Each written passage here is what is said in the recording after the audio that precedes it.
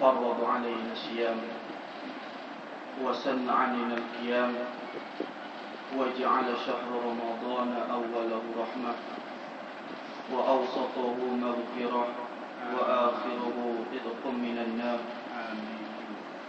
اللهم صل وسلم وبارك على سيدنا محمد وعلى آله وصحبه ومن تبعهم بإحسان إلى يوم الدين. أما بعد، فقد قال الله تعالى في كتابه الكريم وهو أصدق القائلين: فنعوذ بالله من الشيطان الرجيم.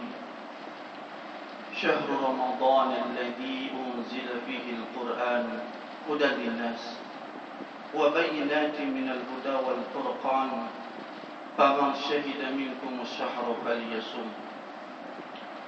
وقال النبي صلى الله عليه وسلم: الصيام والقرآن يشفعان للعبد يوم القيامة فيقول الصيام: منعته الطعام والشهوة فشفعني له. وقال القرآن: منعته النوم بالليل فشفعني له فيشفعان، أو كما قال النبي صلى الله عليه وسلم.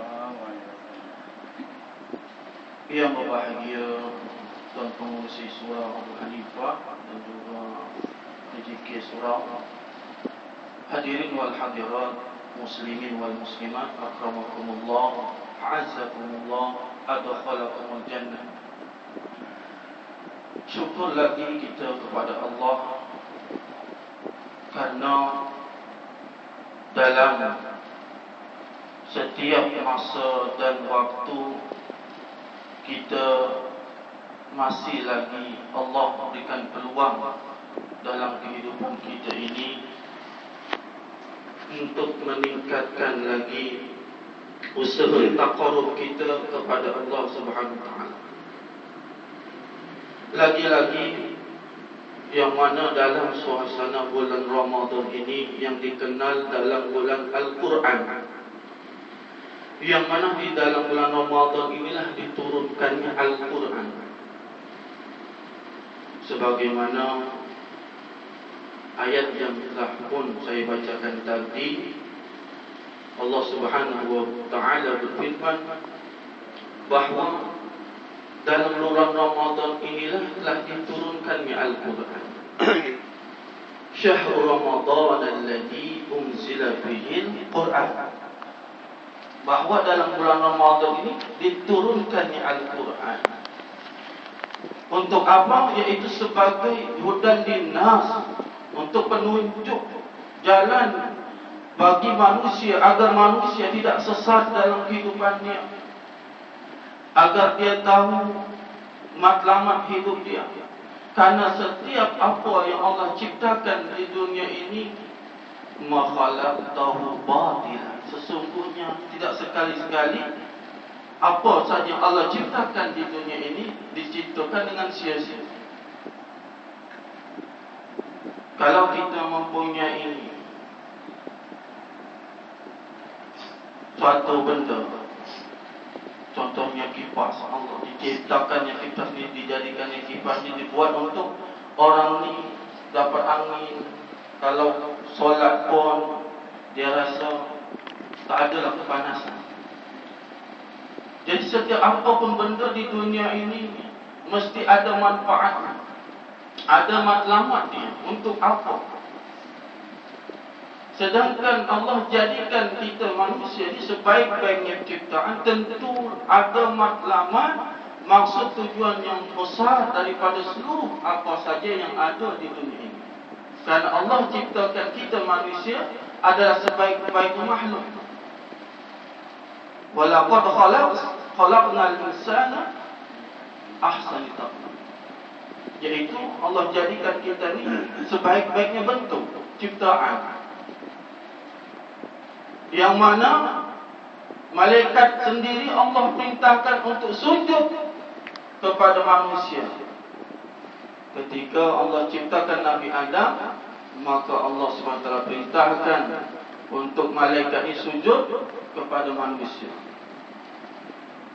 Karena mulianya manusia di sisi Allah Subhanahu wa taala. Dan bukan itu saja, bahawa Allah jadikan kita manusia untuk jadi khalifah di muka bumi ini, yang mana untuk mengimarahkan bumi ini dengan perintah-perintahnya dan senantiasa dalam usaha memelihara keadaan yang di dunia ini agar jangan sampai tercemar dengan nista perbuatan-perbuatan yang kotor sehingga akan menimbulkan musibah-musibah di dunia ini.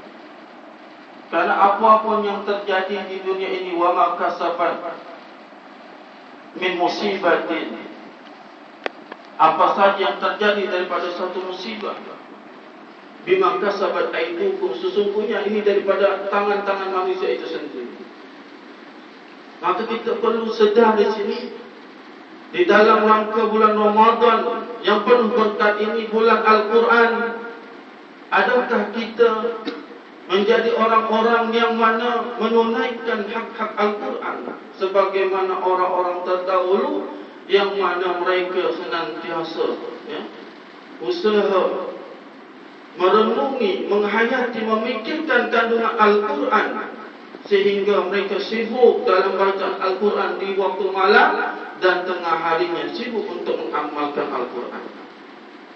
Hasan Al-Basri, seorang ulama besar di zaman tabi'in, beliau mengatakan bahawa orang-orang terdahulu dia senantiasa malam membaca Al-Quran dan memikirkan, merenungkan makna-makna Al-Quran, dan waktu siangnya mereka akan sibuk untuk usaha mengamalkan Al-Quran.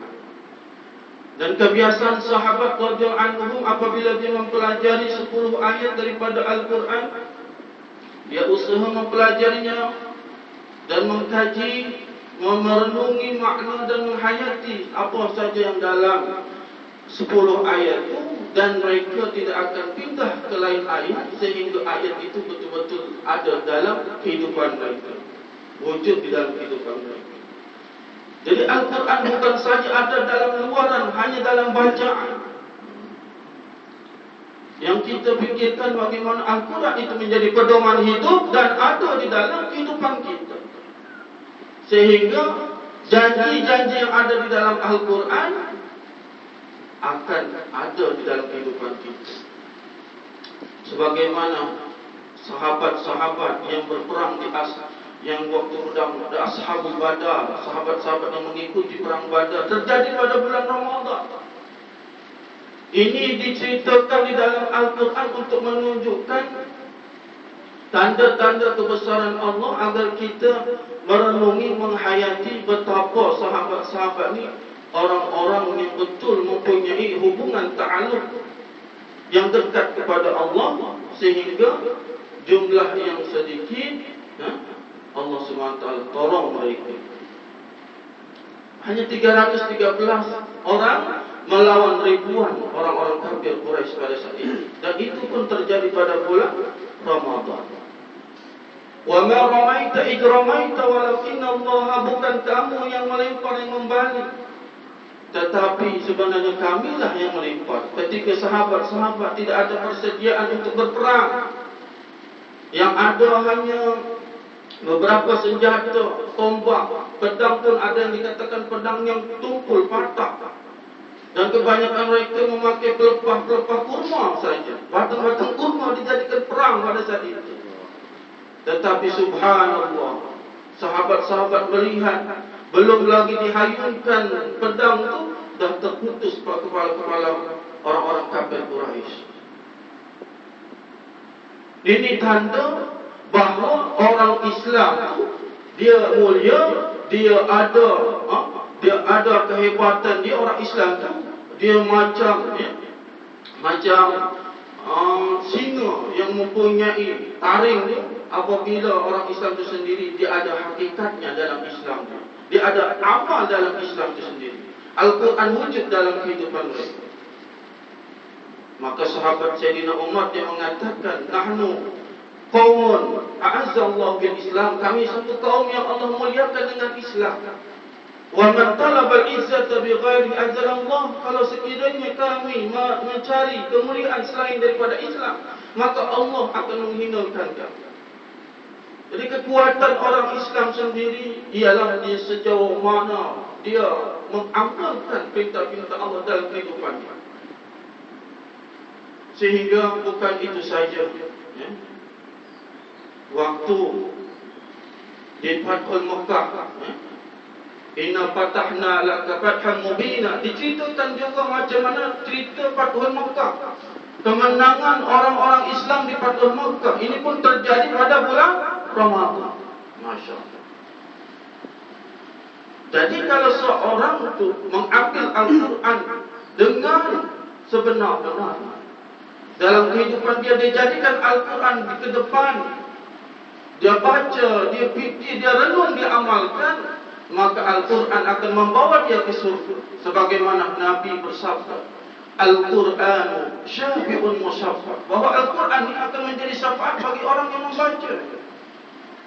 Wa ma'ilun musaddaqun, yang mana akan menjadi pembela, yang pembelaan dia diterima. Sekali-kali kalau Quran nanti berhujah di hadapan Allah, ya Allah, orang inilah yang baca Quran, yang baca aku pada saat di dunia dulu, maka syafaatilah dia, maka belalah dia, maka tinggikanlah derajatnya di surga.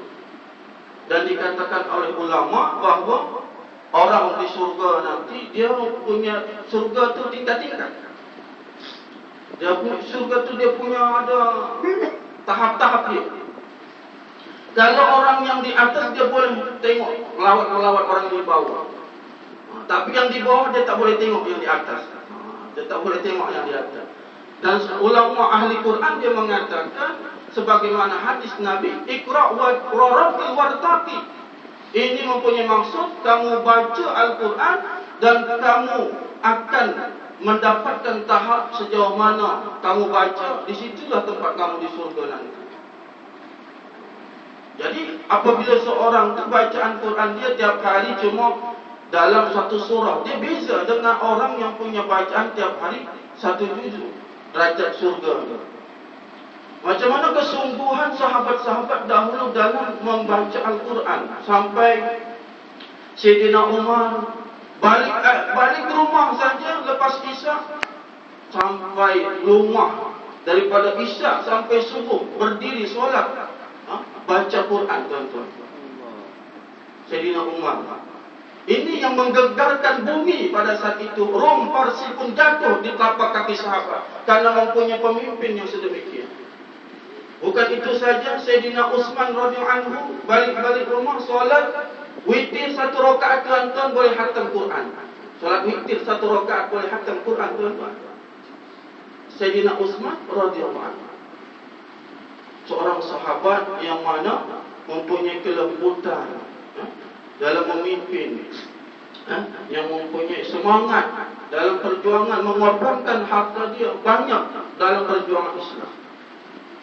Dan sahabat-sahabat yang lain seperti Qatadah, kalau bulan Ramadan biasanya tiap hari 3 hari dia khatam Quran. Kalau bulan Ramadan 10 akhir tu ditingkatkan. 10 akhir-akhir ni nak dapat malam Lailatul Qadar, ditingkatkan setiap hari khatam. Masya-Allah. Dan daripada warisan-warisan sahabat-sahabat ini, daripada zaman ke zaman, ada saja orang-orang yang punya kesemangatan, kesungguhan dalam Al-Quran. Subhanallah. Al-Imam Syafi'i, imamuna, imam kita, mazhab kita, Imam Syafi'i, dalam bulan Ramadan menghatamkan Quran 60 kali. Jadi dia kalau siang tu dia khatam, malam pun khatam juga. Jadi 2 kali khatam. Dan khatamnya di dalam solat Imam Syafi'i. Itu sebabnya orang-orang dahulu dia punya kepakaran dalam istinbat hukum tu cukup luar biasa. Jadi orang-orang yang dia tidak mau bermazhab ni memang orang bengong. Memang dia orang yang belagak pandai. Nak tunjuk dia ni boleh beristihad. Padahal syarat beristihad tidak sembarangan. Dia perlu dalam beristihad ni, pertama dia perlu ahli tafsir. Dia menguasai betul-betul hukum ahkam ni. Dia boleh jadi istimbat, saripati daripada satu ayat ni, dia boleh jadikan satu hukum. Sampai macam tu kepakaran dia itu boleh baru jadi seorang mujtahid. Bukan daripada segi ahli tafsir saja, dalam ilmu balaghah dia, mantiq dia, dalam ilmu nahwu saraf dia pun perlu diambil kira. Kalau dia punya bahasa saja, bahasa Arab pun tak tahu nak terjemah, dia nak beristihad macam mana? Sebenarnya ulama-ulama dahulu dia fikir tentang kita, tuan-tuan. Dia sayang dengan kita. Sebabnya dia fikir betul-betul macam mana ni agama boleh terpelihara dan mudah untuk diamalkan. Itulah ulama-ulama mujtahid-mujtahid